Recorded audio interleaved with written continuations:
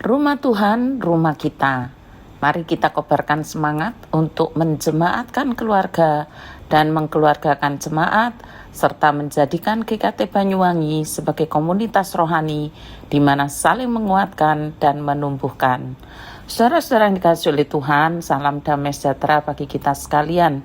Saat teduh kita hari ini dari Yeremia 37 ayat 11 sampai 16. Satu kalimat pendek, dendam ke Sumat. Apa yang saudara pikirkan dengan kalimat pendek di atas?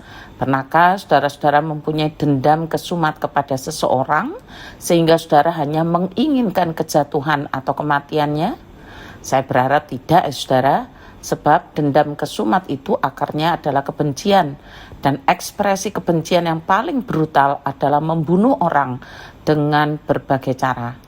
Sebagai seorang Kristen yang telah dilahirkan baru di dalam Kristus, tentunya kebencian yang merupakan dendam kesumat itu telah ditimpakan ke atas tubuh Tuhan kita.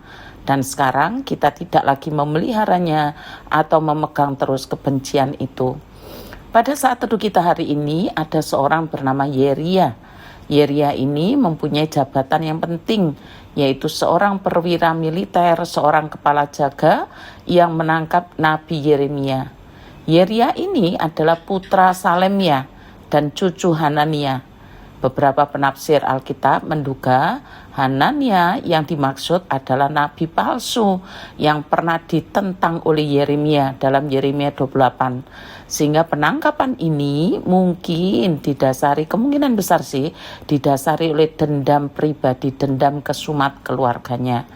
Sementara itu ada seorang raja yang bernama Zedekia bin Yosia menjadi raja menggantikan Konya bin Yoyakim. Nebukadnezar Raja Babel telah mengangkat dia menjadi raja atas negeri Yehuda. Raja Zedekia bisa disebut dengan raja boneka bentukan Nebukadnezar. Raja Zedekia ini beserta segenap pegawai dan rakyatnya tidak pernah mau mendengarkan pesan-pesan Tuhan yang disampaikan Nabi Yeremia.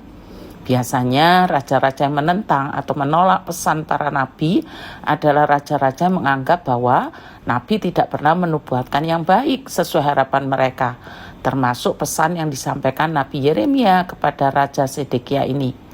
Pada waktu itu tentara Kasdim yang di Yerusalem meninggalkan kota Yerusalem karena tentara Firaun dari Mesir menyerbu mereka, dan Raja Zedekia ini mengandalkan bantuan tentara Firaun dari Mesir untuk membantunya.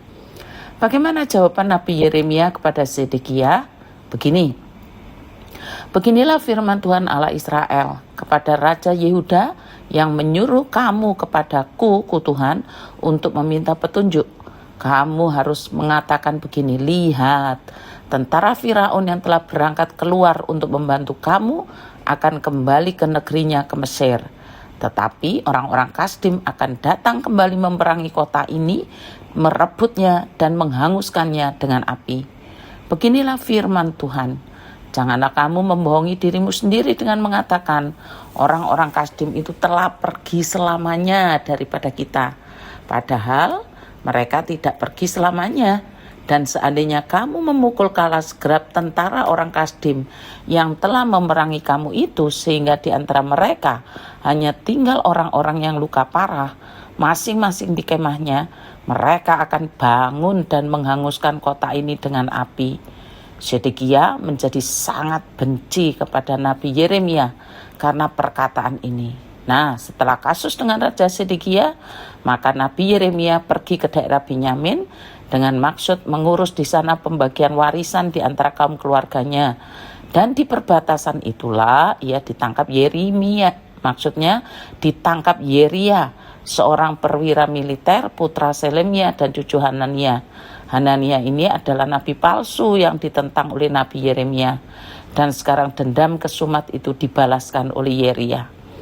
Yeria menangkap Nabi Yeremia sambil berteriak, engkau mau menyeberang kepada orang Kasdim?